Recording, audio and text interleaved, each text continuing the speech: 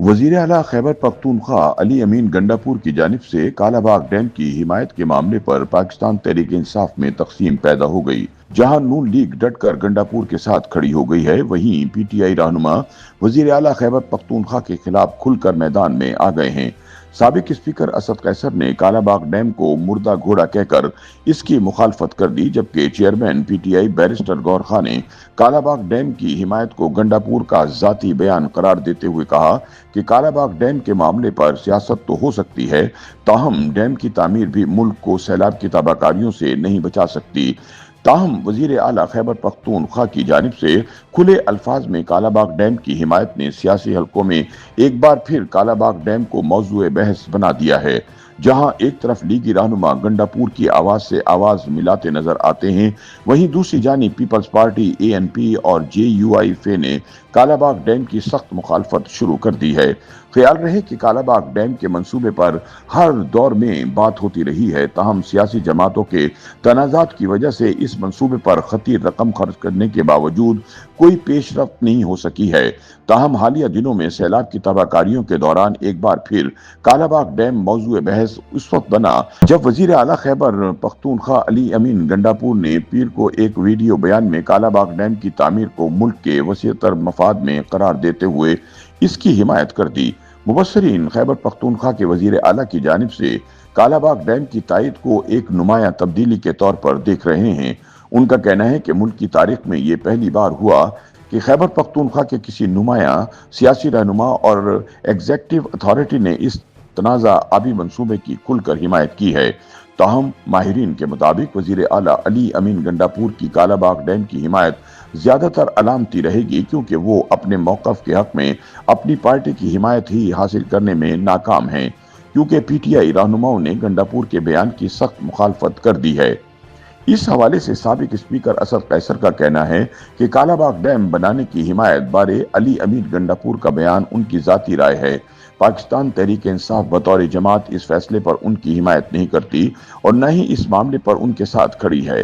اسد قیصر کا کہنا ہے کہ کالا باغ ڈیم ایک مردہ گھوڑا ہے، اس پر صرف سیاست ہو سکتی ہے، تاہم سیاسی اتفاق رائے تک اس کی تعمیر ناممکن ہے۔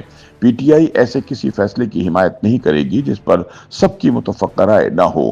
تاہم لیگی رہنما خواجہ آصف نے علی امین گنڈاپور کے بیان کو خوش آئند قرار دے دیا ہے۔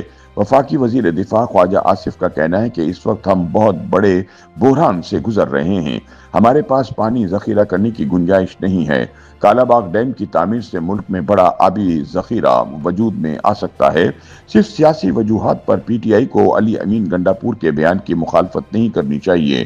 پس پردہ تمام سیاسی جماعتوں سے مشورہ کر کے اس معاملے پر ایوان میں مباحثہ کروانا چاہیے۔ مسلم لیگ نون کے برعکس پاکستان پیپلز پارٹی نے بھی علی امین گنڈاپور کے بیان کی سخت مخالفت کر دی ہے۔ پیپلز پارٹی رہنماؤں کا کہنا ہے کہ سوال ہی پیدا نہیں ہوتا کہ Peoples party Kala Bagh dam کے فیصلے کی حمایت کرے۔ ویسے بھی ملک میں پہلے ہی انتشار ہے، تو ایسا موضوع چھیڑا جا رہا ہے جس پر سب متفق نہیں ہو سکتے۔ جبکہ عوامی نیشنل پارٹی اور جمیعت العلماء اسلام نے بھی کالا باغ ڈیم کی مخالفت کر دی ہے۔ اے این پی کے مرکزی صدر سینیٹر ایمل ولی خان کا کہنا ہے کہ نہ صرف ہم کالا باغ ڈیم کی مخالفت کریں گے بلکہ ہماری نسلیں بھی کالا باغ ڈیم نہیں بنانے دیں گی۔ تاہم یہاں سوال پیدا ہوتا ہے کہ کیا پاکستان جیسے ملک میں جہاں ہر سال سیلاب کی شکل میں پانی تباہی مچاتا ہے اور دوسری طرف پانی کی کمی زراعت کو مفلوج کرتی ہے، وہاں محض سیاسی اختلافات کی بنیاد پر کسی قومی منصوبے کو ہمیشہ کے لیے دفن کر دینا دانش مندی ہے؟ ماہرین کا کہنا ہے کہ اگر کالا باغ ڈیم کے نام سے مسئلہ ہے تو نام بدل دیں، مگر اس وقت پاکستان میں پانی ذخیرہ کرنے کی صلاحیت پیدا کرنا ناگزیر ہے، کیونکہ پانی جیسے قیمتی وسائل سیاسی انا اور صوبائی تعصب کی نظر ہو جاتے ہیں۔ ماہرین کے مطابق کالا باغ ڈیم صرف ایک انجینئرنگ منصوبہ نہیں بلکہ پاکستان کی سیاسی ناپختگی اور تقسیم کی جیتی جاگتی علامت بن چکا ہے۔ پارٹی مخالفت کے باوجود کالا باغ ڈیم منصوبے کی حمایت ایک علامتی پیش رفت ہے۔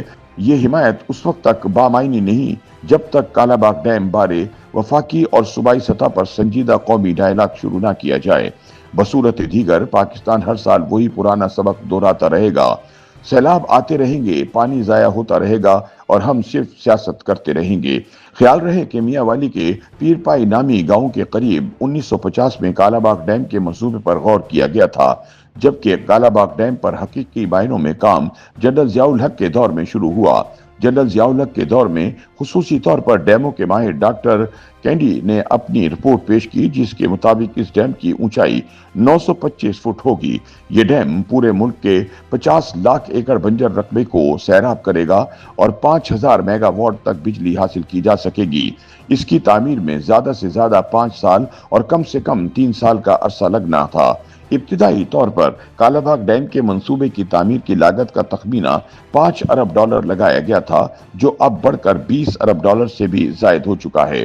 सूबा सिंध, सूबा बलूचिस्तान और सूबा खैबर पख्तूनख्वा की हुकूमतें इस डैम की तामीर के खिलाफ कई मुतफ़क्का करारदादें पास कर चुकी हैं।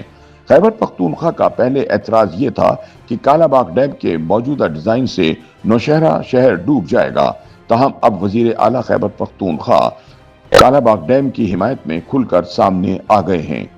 YouTube पर गूगली न्यूज देखने के लिए youtube.com की सर्च बार में गूगली न्यूज टीवी टाइप करें। गूगली न्यूज के पेज पर सुर्ख रंग के सब्सक्रिप्शन वाले बटन पर क्लिक करना ना भूलिए। YouTube पेज पर अपलोड होने वाली वीडियोस से बाखबर रहने के लिए बेल आइकन पर क्लिक कीजिए। आपको हर नई वीडियो के बारे में नोटिफिकेशन मौसूल हो जाएगा।